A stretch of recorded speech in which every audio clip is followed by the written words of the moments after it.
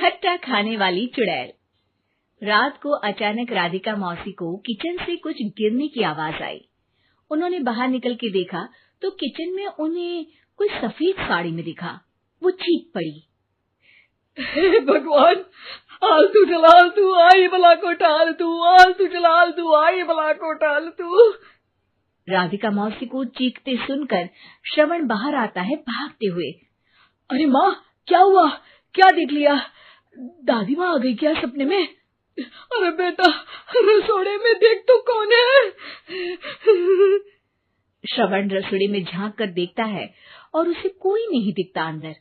अब रसोड़े में तो कोई नहीं है माँ। कोई सफेद साड़ी में नहीं है क्या? नहीं माँ, कोई भी नहीं है। चिल्लम चिल्ली की आवाज सुनकर काजल भी वहां आ जाती है। अब क्या हो गया माँ जी? अरे बेटा, रसोड़े में एक चुड़ैल थी सफेद साड़ी में। अरे क्या कर रही थी वो अंदर? अरे बताया नहीं, कल आएगी ना तो पूछ लूंगी। चुड़ैल जी, आपका क्या प्लान है? माँ जी, रात बहुत हो गई है, आपने कोई बुरा सपना देखा होगा, चलिए सो जाइए। राधिका मौसी सोने तो चली जाती है, पर उनको रात भर नींद ही नहीं आती। वो कुछ भी उलझुल बातें सोचने लगती है। कहीं चुड़ैल की वजह से तो घर में टेंशन नहीं हो रहा, कहीं उसी की वजह से तो वो दादी नहीं बन पा रही।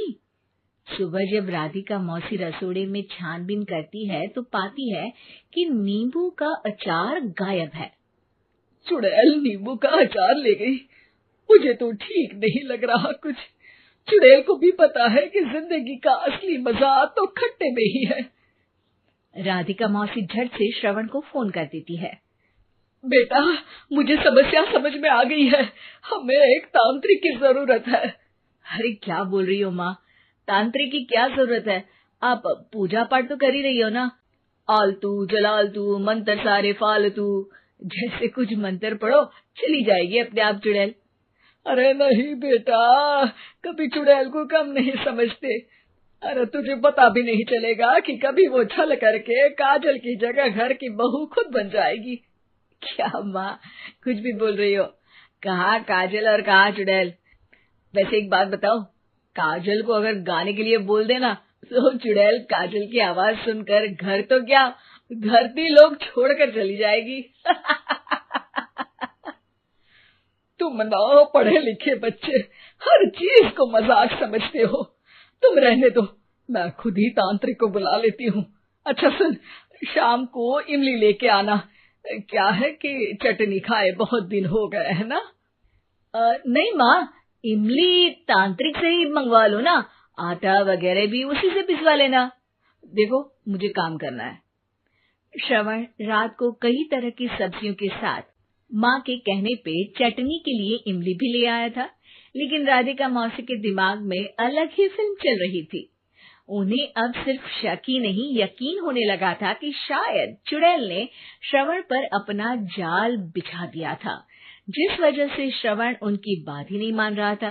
पर कोई नहीं, आने वाली रात में राधिका मौसी खुद तैयार हो गई चुड़ैल को पकड़ने के लिए। रुद्राक्ष की माला, तुलसी का पत्ता, हनुमान चालीसा सब हाथ के पास ही था, बस चुड़ैल का इंतजार था। और जैसा राधिका मौसी ने सोचा था वैसा ही हुआ। वो चुड़ैल उस रात भी आई, पर वो राधिका मौसी से तेज निकली और राधिका मौसी के उससे पकड़ने के पहले ही वो भाग खड़ी हुई।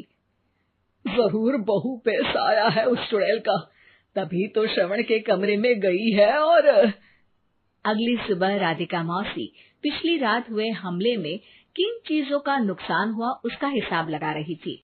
उनके खेमे से एक आम के अचार की शीशी भी गायब हो चुकी थी और वो इमली भी जो कल श्रवण लेकर आया था।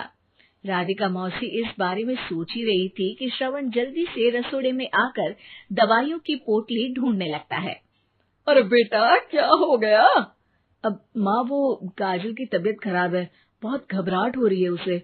हे भगवान, मैंने पहले ही कहा था कि तांत्रिक को बुला लेते हैं, पर नहीं, अब देखो उस चुड़ैल ने काजल को अपने वश में करना शुरू भी कर दिया है। हालांकि श्रवण भूतों में विश्वास नहीं करता था, पर अब वो भी डर जाता है और राजी हो जाता है एक तांत्रिक को बुलाने के लिए। कुछ ही घंटों में तांत्रिक आ जाते हैं और राधिका मौसी तांत्रिक जी को सब बता देती है। घोर संकट, घनघोर संकट, चुड़ैल को मारू जोर चाकट, ओम भट स्वाहा खटखा के आहा। अरे ये क्या मंत्र है? मेरे खुद के ओरिजिनल मंत्र है, कल रात को ही लिखे हैं, अच्छे लगे तो दाद चाहूंगा। एक और मंत्र सुनो।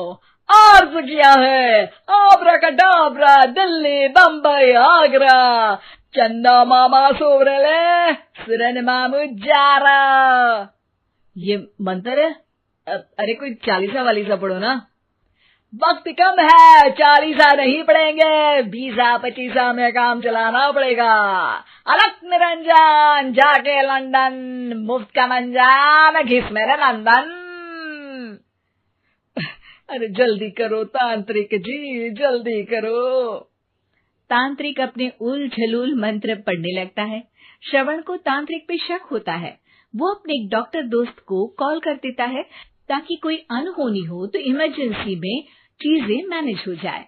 तांत्रिक धुनी रमाता है, जिसकी वजह से कमरे में काफी धुआं हो जाता है और जिसकी वजह से बहू की घबराहट बढ़ जाती है। अब भागेगी चुड़ैल। हाँ। बहू खांसते हुए धुएं से बचने के लिए बाहर चली जाती है।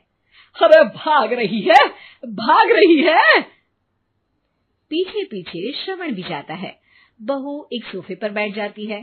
तभी डॉक्टर दोस्त आ जाते हैं और श्रवण को पानी लाने के लिए कहते हैं। थोड़े चेकअप के बाद डॉक्टर कहते हैं, मेरे हिसाब से जाप का काम पूरा हो गया है। क्या मतलब? अरे कुछ भी नहीं माँ, कोई चुड़ैल नहीं है, खुशखबरी है, अब दादी बनने वाली है। मगर वो सब अचार के डब्बे। श्रवण दोनों अचार के डब्बे अपनी माँ को दिखाता है, जो कि उनके बिस्तर के नीचे छुपे हुए थे। आपने सही बोला था माँ, वो चुड़ैल काजल ही थी जो खट्टा खा रही थी। हमें कल ही पता चला, पर हमने आपको ये तांत्रिक वाला काम करने दिया ताकि आपको भरोसा हो जाए कि भूत वगैरह कुछ होता ही नहीं। अच्छा अच्छा, ये तो बड़ी खुशी की बात है, पर बेटा मुझे एक झाड़ू तो ला दे। क्यों माँ? ये तांत्रिक का भूत उतारती हूँ मैं। अब तांत्रिक राधा मौसी के डर से घर से भाग निकलता है और राधा मौसी उसके पीछे भागती है। अरे संकट ये घनघोर है, तांत्रिक मुआ चोर है।